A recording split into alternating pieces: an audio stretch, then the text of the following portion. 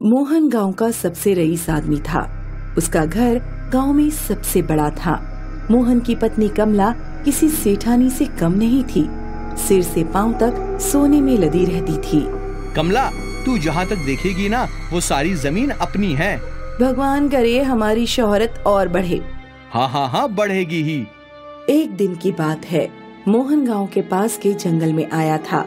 तभी उसकी नजर एक लड़की पर पड़ी जो दिखने में बहुत ही खूबसूरत थी। कौन हो तुम? इस जंगल में क्या कर रही हो? मैं काया हूँ, इसी जंगल में रहती हूँ। जंगल में क्यों रहती हो? क्योंकि तुमने ही मेरी माँ को गांव से बाहर निकाल फेंका था। अच्छा, तो तू उस चुड़ैल केतकी की बेटी है? हाँ, उसी की बेटी हूँ। अच्छा हुआ उस चुड़ैल को गांव से बाहर निकाल दिया, वरना पूरा गांव खा जाती चुड़ैल कहीं की।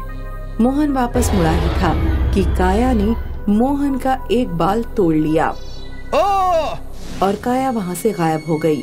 मोहन शाम को घर आया और हमेशा की तरह खाना खाकर सो गया।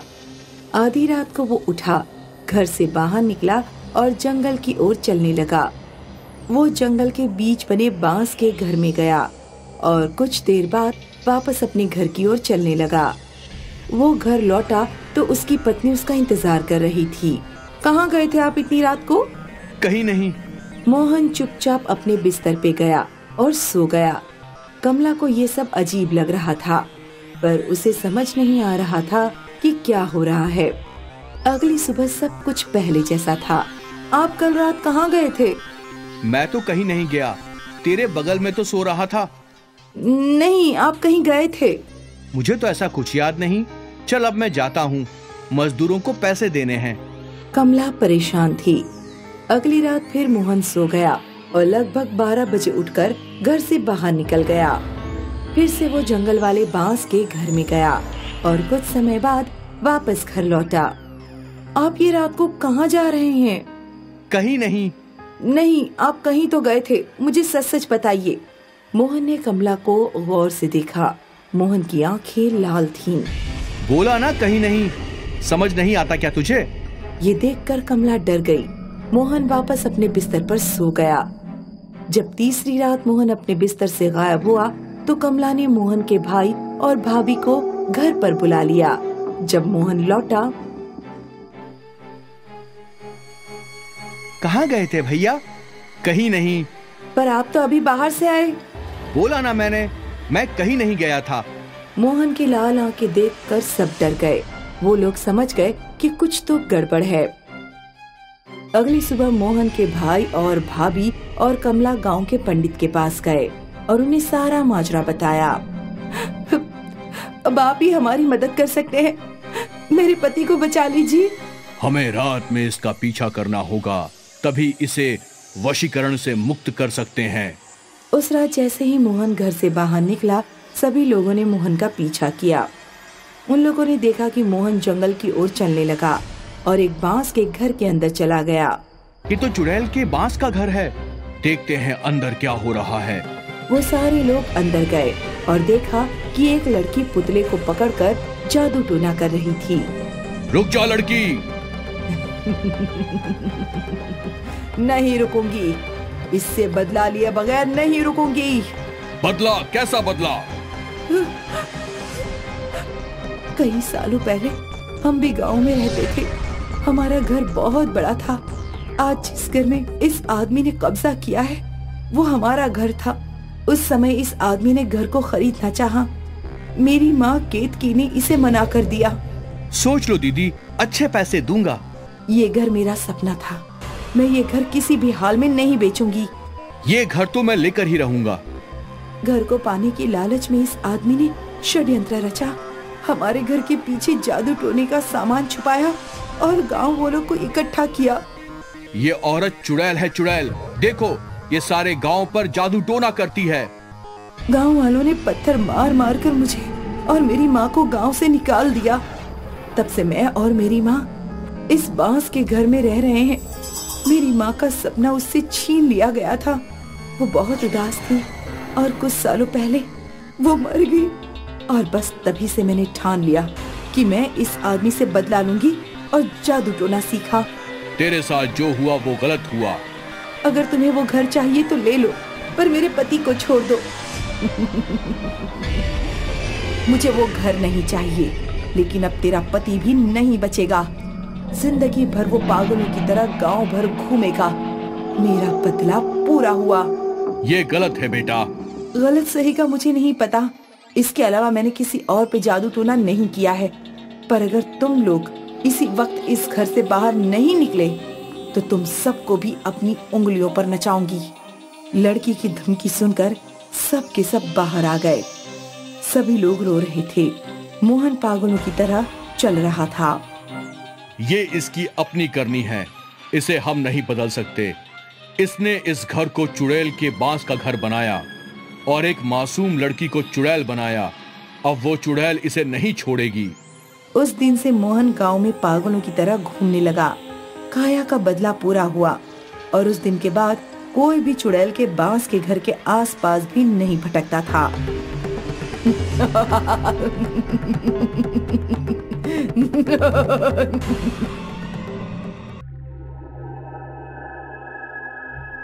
उत्तर प्रदेश के सुल्तानपुर जिले में सरसौल नाम का एक गांव था। वहाँ के जमींदार ठाकुर हर्षवर्धन के पास बहुत बड़ी जागीरदारी थी। खेत और बाग बगीचे इतने कि रखवाली करना मुश्किल हो जाता। एक बार, मुंशी जी, उस बावड़ी के पास वाले बगीचे में बिल्कुल भी फल फूल नहीं होते हैं। जब से भीकू मरा है वो बगीचा वीरान ही हो गया है। वृक्षों का सूखना ठीक नहीं है।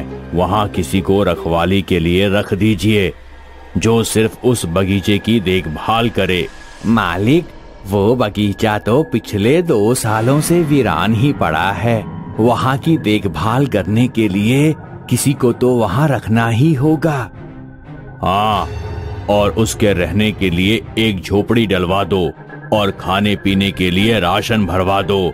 पगार अलग से दे देंगे। जी मालिक, जी मालिक, आज ही किसी से बात करता हूँ। आप निश्चिंत रहें।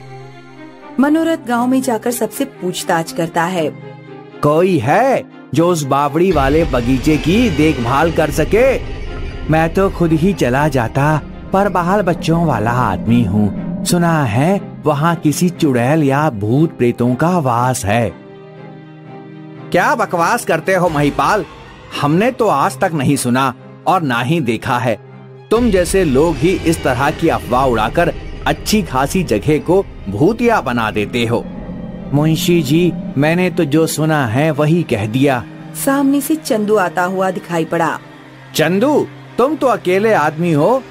तुम्हें क्यों नहीं बावड़ी वाले बगीचे की देखभाल का जिम्मा ले लेते? उसमें कौन सी बड़ी बात है, मैं ही कर दूंगा, पर तनख्वाह अच्छी मिलनी चाहिए। हाँ भाई, ठाकुर साहब ने कहा है एक झोपड़ी और खाने पीने का पूरा इंतजाम करवा देंगे। मेरा क्या है, जहाँ कहीं भी पड़ा रहूंगा। वैसे भी आजकल कोई काम ही ढूंढ रहा था। इसी बहाने पेड़ पौधों की सेवा का पुण्य भी कमा लूंगा। चलो फिर तय रहा, आज ही से झोपड़ी का काम शुरू करवा देते हैं। तुम भी जरा देख लेना कहाँ क्या बनवाना है। दोनों बावड़ी वाले बगीचे की तरफ जाते हैं। मुंशी जी, यहीं बगीचे के पास ही झोपड़ी डलवा देते हैं। यहाँ हैंड पंप भी है। ठीक है, सिंचाई के लिए ट्यूबवेल भी है। दूसरे दिन शाम तक झोपड़ी तैयार हो गई। चंदू अपना बोरिया बिस्तर लेकर झोपड़ी में पहुंच गया। मुंशी जी ने राशन भी रखवा दिया। चंदू, आज तुम भी थके हुए हो, चलो हमारे घर पर ही भोजन कर लो, कल से बना लेना। ठीक है मुंशी जी, आज कुछ बनाने की इच्छा भी नहीं थी। खाना पीना खाते खाते रात हो गई थी। चंदू के पास सिर्फ एक लाठी और लालटेन थी। वापस झोपड़ी में आया तो सीधे बिस्तर में चला गया। दिन भर का थका था, उस पर से मुंशी जी के यहाँ भरपेट पकवान खाकर तुरंत ही नींद आ गई। आधी रात बीती थी, तभी उसके दरवाजे की कुंडी खटकी। खोला तो कोई नहीं था। कोई कुत्ता बिल्ली रहा होगा। अचानक उसको झोपड़ी के पीछे से किसी की चूड़ियों की खनखनाहट और पायल की आवाज सुनाई दी। वे दबे पांव झोपड़ी के पीछे पहुंच गया। इस वीराने में कौन होगा? वहाँ का भयानक दृश्य देखते ही उसकी घिघी बंध गई। वहाँ एक भयानक चुड़ैल बैठी हड्डियां चबा रही थी। उसके बाल बिखरे हुए थे और हाथ खून से सने थे। चुड़ैल को चंदू के आने की आहट मिल गई। आ गया तू, कब से इंतजार था मुझे किसी हट्टे कट्टे इंसान का। बड़े दिनों के बाद आज पेट भर के खाऊंगी। कौन हो तुम? मैं चंपा हूँ। इस वीराने में बड़ी मुश्किल से ठिकाना मिला था, उस पर भी तुमने झोपड़ी बना ली।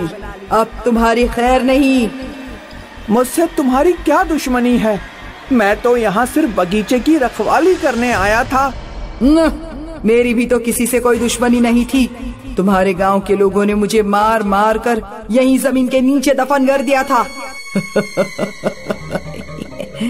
मैंने तो उन्हें कब का उन्हीं के ठिकाने पर पहुंचा दिया। जब तुम्हारा बदला पूरा हो गया है तब तुम मुझे क्यों मारना चाहती हो? क्योंकि सारे मर्द एक से ही होते हैं। नहीं नहीं, मैं ऐसा नहीं हूँ। चुप करो। ये कहते हुए चंदू पर झपटती है। चंदू रात के अंधेरे में अपनी जान बचाकर भागा। वो चुड़ैल भी उसके पीछे पीछे आ रही थी। तुम मेरा पीछा क्यों कर रही हो? चंदू भागते भागते अपने घर पहुंच गया था। उसने अपने घर का दरवाजा भीतर से बंद कर दिया और तख्त पर ही गिरकर अपनी उखड़ी हुई सांसों को संयत करने लगा। थोड़ी ही देर में दरवाजा खोल दो। अरे वो तो यहाँ भी पहुँच गई। अब क्या करूँ मैं? दादी ने बताया था कि चुड़ैल की सारी शक्ति उनके बालों में ही होती है। अब मुझे मरना तो है ही, ये भी एक बार आजमा के देख लेता हूँ। आ जाओ, मुझे खाना ही चाहती हो ना, तो आ जाओ, खाओ मुझे। वाह, तुम तो बड़े जल्दी काबू में आ गए। तभी चंदू ने लपक कर उसके बाल पकड़कर काट दिए। ये क्या कर दिया तुमने? मेरी सारी शक्तियाँ कहाँ चली गयी? मुझे मेरे बाल वापस कर दो। अब तो ये बाल कुटिया वाले तांत्रिक को ही दूंगा, वही तुम्हें अपने वश में करके ठीक करेंगे। आओ आगे बढ़ो, लो पहले मेरे हाथ चबाओ। आओ आगे बढ़ो, लो पहले मेरे हाथ चबाओ। ये कहते हुए उसने लातों और घूंसों से उसको मारना शुरू कर दिया। मुझे माफ कर दो, अब मैं कभी तुम्हारे पास नहीं आऊंगी, पर मेरे बाल किसी तांत्रिक को नहीं देना। जाती है यहाँ से कि अभी और मार खाएगी? बता, बोल। चुड़ैल भागती हुई चली गई। दूसरे दिन जब चंदू ने गांव वालों और ठाकुर हर्षवर्धन को सारी बात बताई और उन्हें चुड़ैल के बाल दिखाए, तो चंदू की बहादुरी की चर्चा पूरे गांव में होने लगी। ठाकुर साहब ने चंदू को बहुत सारा पुरस्कार भी दिया। ठाकुर साहब का बावड़ी वाला बगीचा फिर से फल फूलों से लद गया।